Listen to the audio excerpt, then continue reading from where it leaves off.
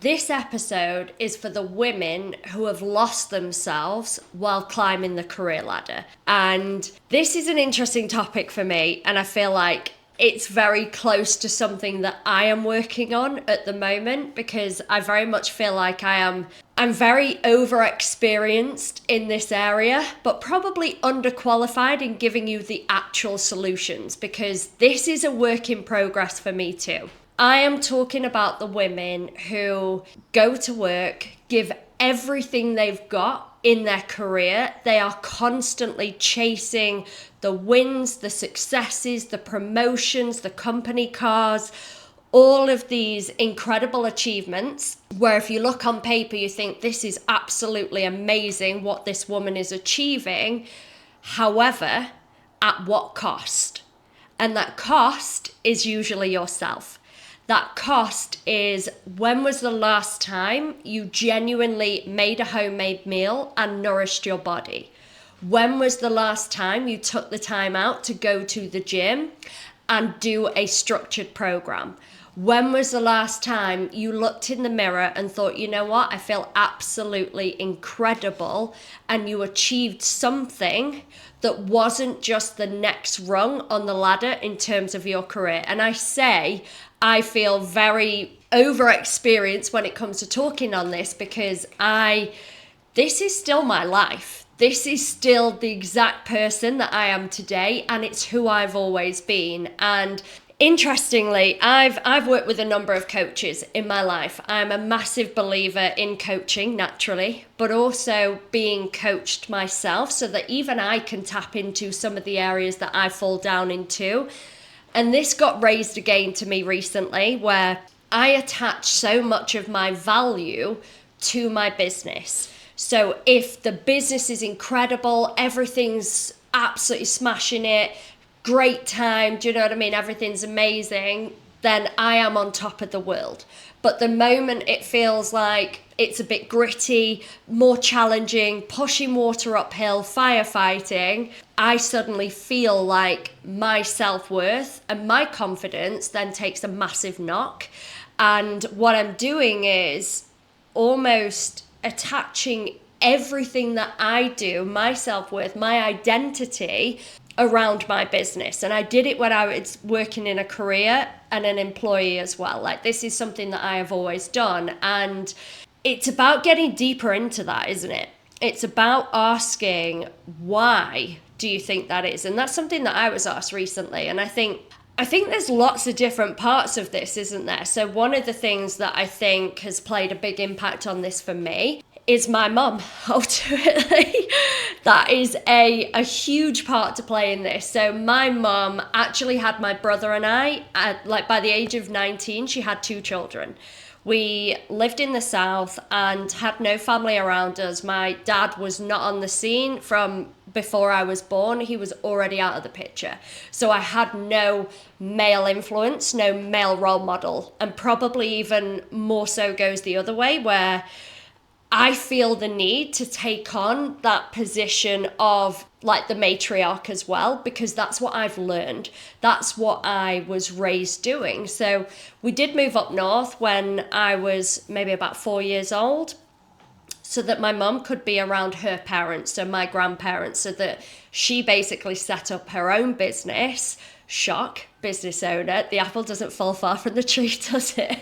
And yeah, she moved up north to get a little bit of extra support so that she could again create her career. And my mum bred into me, not that we were obviously a mistake, that's not the point of this, but it's that feeling of, you do not follow my footsteps. You do not go and have children at the age of 19 years old. And again, there's no judgment on that. That was just, she felt like that was not what she wanted for me. She wasn't particularly good at school, so she pushed that majorly onto me. Ironically, my brother got really poor grades, like didn't do particularly well. Like, he did at first, and then it started to slide as he entered into his teens. And I remember him getting a PlayStation for getting like E's and F's. And then I came home with A's, B's and C's with my GCSE results, and my mum was ashamed. She was literally ashamed of me for not getting like straight A's. And I gave it the best that I could. Same again at college. I think I got AAB, and that B, she literally refused to come and pick me up from college because it wasn't good enough. I was 1 mark off not getting straight A's, and it was 1 mark to a point where I didn't know whether to hold myself back, resit it, because then I didn't get into the university of choice that I wanted to get into. So I ended up going to a different university, which wasn't even on my original list, and I was panic mode going, oh my God. But my mum refused to pick me up from school, and I went to my boyfriend at the time's house, and I went in and celebrated our results with his family. He got the same results as me, and his family were over the moon. I was the first person in my family to go to university ever, and it still felt like it wasn't good enough. But then I got a first at university. And my mum, still to this day, will never stop telling anybody that story. Like, my daughter got her first at university, and it was probably the proudest moment of her life, seeing me get that. But I think that's one of the reasons why I feel the need to attach all of my value and self-worth to these measurable outcomes, to these achievements and I then took that same attitude into my career, going, right, I'm going to climb the career ladder, and I'm not going to care, and nothing is going to get in my way. I'm going to keep going. I'm going to keep achieving. I'm going to put myself in the meetings with the CEOs, with the directors. I am going to be known, and everybody is going to know what I'm here for. That was a constant feeling, this constant striving. And again, when things went wrong at work, like I remember working on this multi-million-pound bid.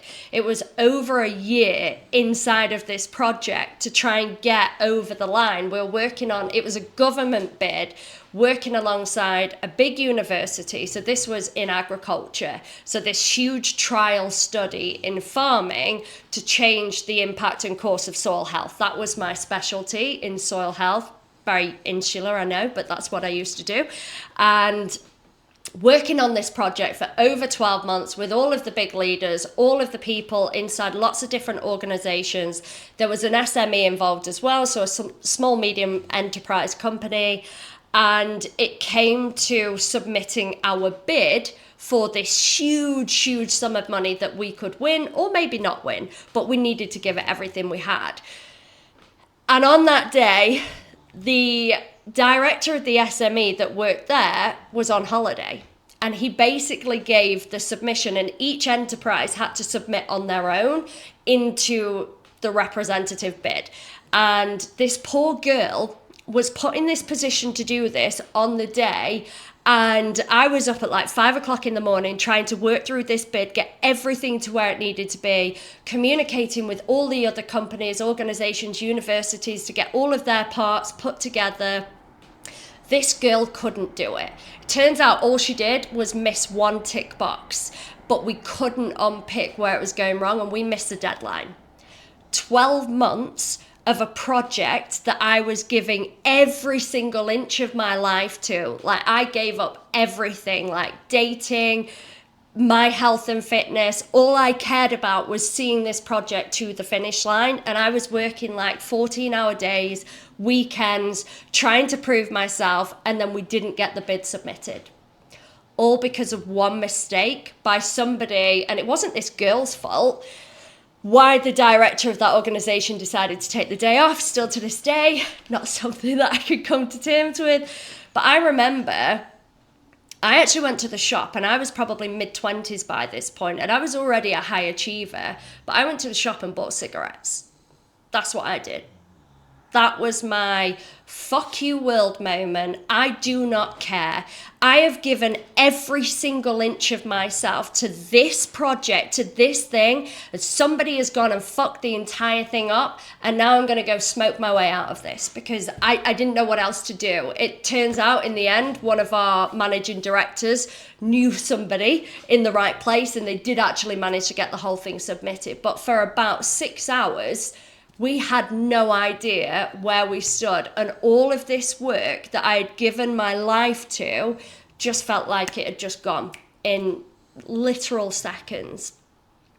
And this is kind of my point, that we carried this through. And the decision that I made when things weren't going right was to go and buy cigarettes. So my health was the cost.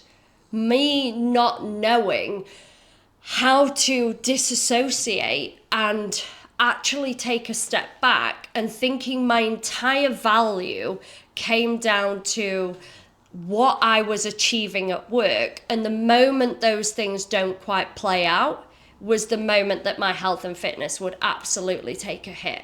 And I was just giving everything to my employers without even, it never even crossed my mind, to be honest, to think at what cost. At what cost am I doing this? And at what level do I need to take a step back and say, actually, what happens if I lose this job? What happens if I don't, like, do you know what I mean? If that bid didn't happen, what happens? Do you know what I mean? If you lose your job, but you've still got your health, you're in an incredible position. If you lose your health, but you've still got your career, you haven't really got anything, have you?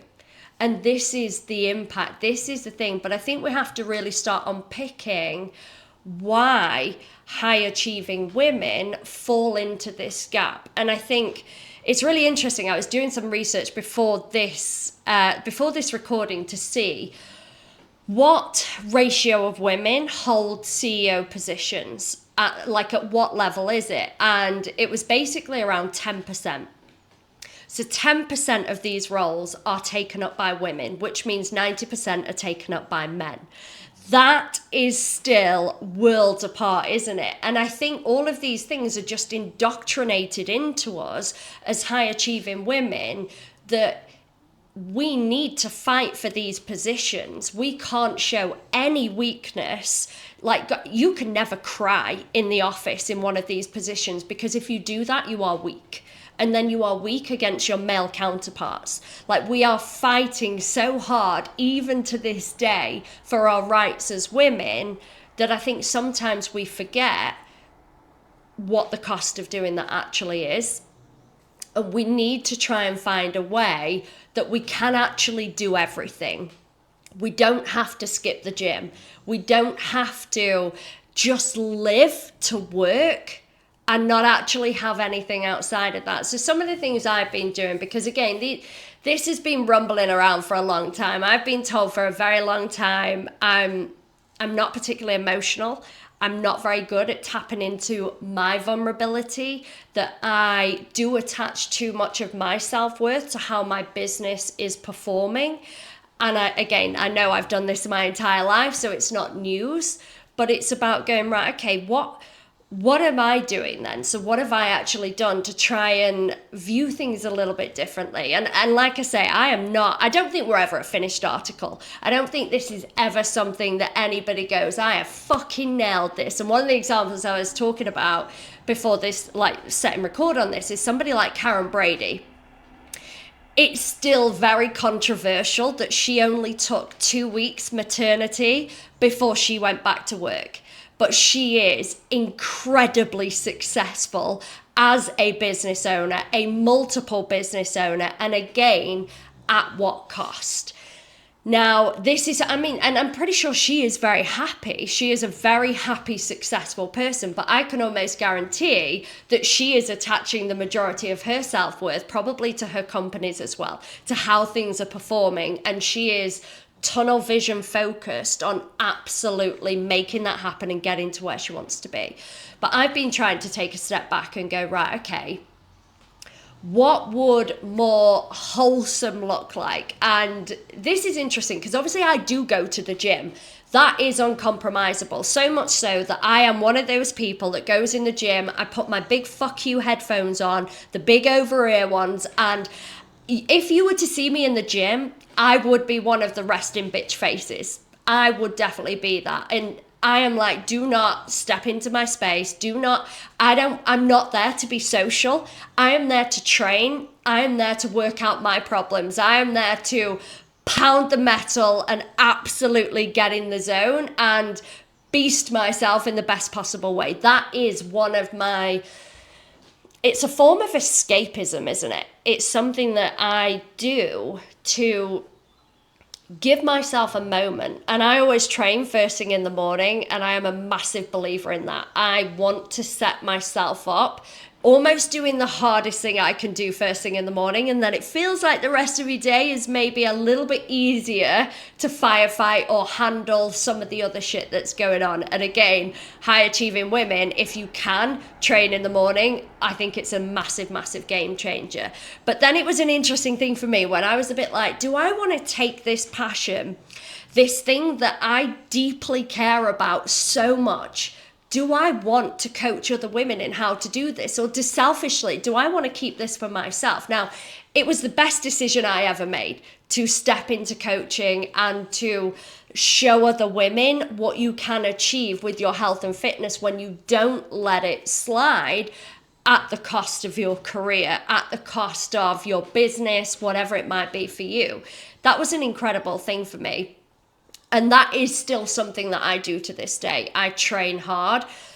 But one of the things I thought, you know what, I'm in a habit there. I'm in a pattern. I know how to go to the gym. It does still stimulate me massively. I still really enjoy it. And I do stick to a structured program. I do apply the principles of progressive overload. That is what I do. I'm a strength trainer through and through. But I thought one of the things I did at uni that I absolutely loved was cheerleading. And I'm a flyer. I'm the one they throw in the air. And let me tell you, when you're being thrown in the air, your brain is going to shut out the noise. If you are not concentrating, you could quite literally be dropped on your head. So that is something that, although it feels strange at the age of 36 to still be cheerleading, this is an adult cheerleading team. I'm probably one of the older ones on the team. Thankfully, I don't look it, I don't think. I think I carry my age quite well. But it is something that's helped me a little bit to kind of go, right, okay. And I like the fact it's disciplined, it's structured, it's at a set time every single week. I know 7:30 on a Thursday, I am at cheerleading. That's my time, it's my space, and I have to be present. And there was something that happened, I can't remember. Yeah, the scenario, I did talk about this. I don't want to go into it again, but there was a scenario that happened recently that I found really, really difficult to deal with. And it hit me really, really hard. And to a point, I think it all happened on Wednesday and cheerleading was on Thursday. And I was in such a hole. I remember thinking, I don't even think I can go and turn up and be present and almost paint this smile on my face and pretend that everything is okay when it isn't. When in reality, it wasn't actually that bad. You know, when the saying, like, if it's not going to matter in 6 months, don't let it bother you now. A lot easier said than done when you're in the thick of it and someone is essentially trying to sue you. It felt like a lot. Do you know what I mean? That's never happened to me before. It was a lot. It was intense. But I'm a team player. And I thought, I'm not going to let these other people down just because this is going on in my life and I need to take a moment for me. I thought, actually, putting other people first in that moment and just going along and doing the best I can. And you know what? It did help me. It helped me to snap out of those feelings, that like anxiety, that and the adrenaline that hit me during the first 10 minutes. I was literally shaking because I'd hardly eaten for like 24 hours. The anxiety, the stress it became me. It consumed me in that 24-hour window. And I remember literally like holding on to these two men, like where I'm about to get lifted, and I was shaking so hard because I just had nothing to give. But mentally I was trying so hard to be there that the adrenaline was just, oh my God. And I woke up the next day, I was exhausted. Every single inch of my body was screaming at me to take a step back and just, no way was I going to the gym that day. And it was a lot. It was a lot to deal with and go through, but it did help me. It helped me. And that was a business thing, like a career thing. And like, we've got a woman who's reached out to us in the last 24 hours and she put it in our community chat last night saying, there is this major thing kicking off at work. She didn't go into the details, and the details don't really matter anyway, but she was like, I know I'm not going to be able to sleep tonight. I'm not going to be able to focus. There's a big meeting today at 4:30.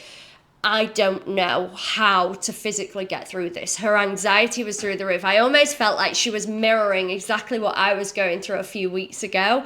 So it happens whether you're business owner, career, all of it in between. Like, sometimes these things can really derail you, and it's really hard in the moment, isn't it? But the advice was incredible.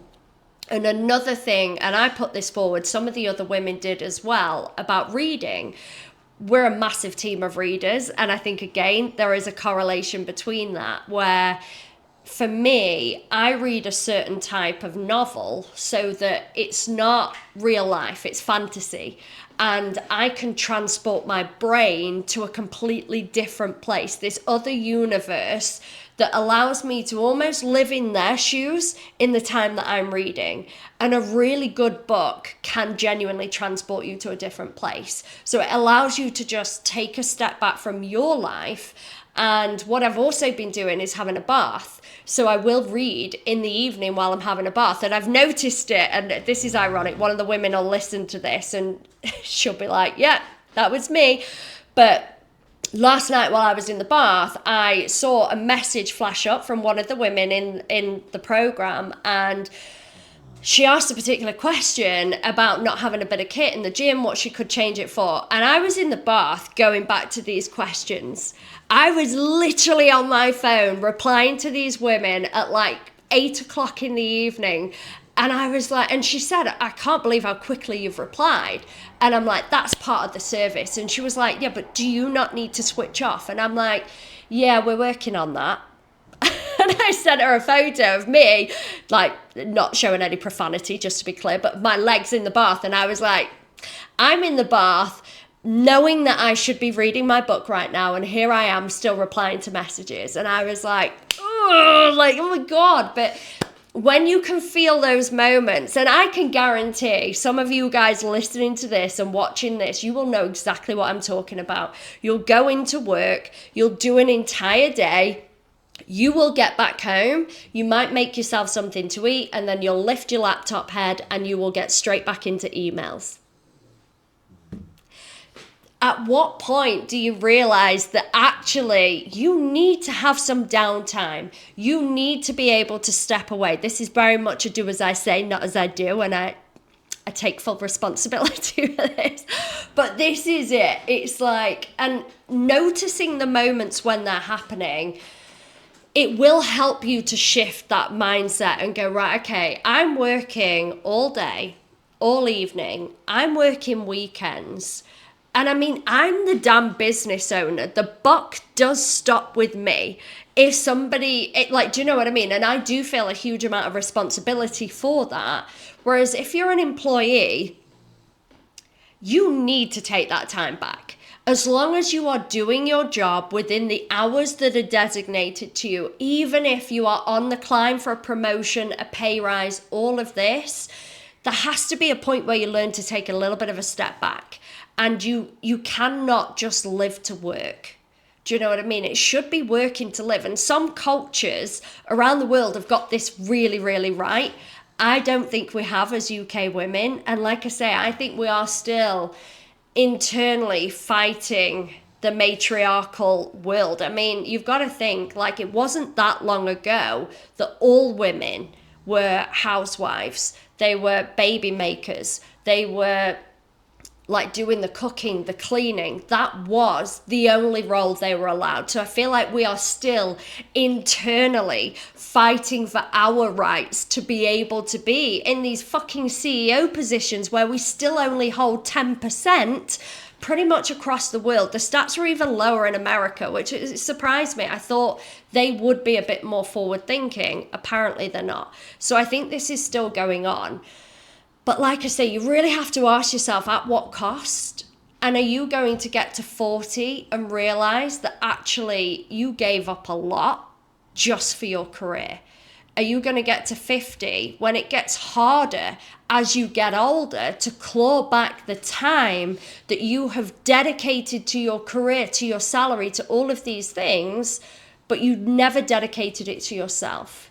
You never gave yourself the opportunity to breathe in your own personal achievements that have nothing to do with your career. So guys, if you found that really useful, I'm still on a mission to help as many corporate women as I possibly can with their health and fitness. It would mean the world to me if you hit that subscribe button, and let's absolutely get this fired up.